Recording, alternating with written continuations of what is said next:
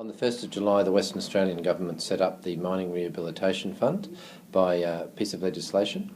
The fund is designed to set up a levy which companies can at the moment have a year to opt into. When they opt in, they won't be paying a performance bond anymore, or an environmental bond. They'll be getting that money refunded that they've paid under the previous legislation, and they'll make this contribution to the Mining Rehabilitation Fund. And over time, the fund will grow in size, and there will be a significant amount of money available to fund rehabilitation on mine sites. The fund is designed to remit money back in the form of these bonds, so that exploration companies will get some liquidity back into their bank accounts. And the environmental benefit is that the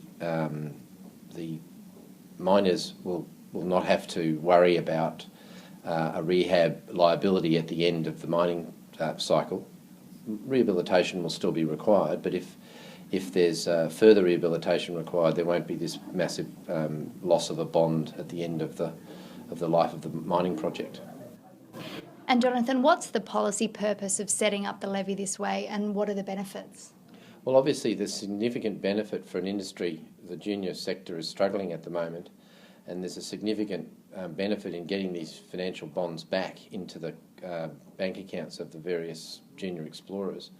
And that's a significant benefit in itself for the industry. It frees up capital for exploration rather than tying it up in these bonds in various banks in various parts of Western Australia. And there's also a long-term benefit in that there'll be a large fund eventually available, and after a while no one will have to even pay into the fund. It'll simply grow in size as a result of the funds already put in. So it's actually a really interesting and clever reform for managing the liability associated with mining rehabilitation in Western Australia.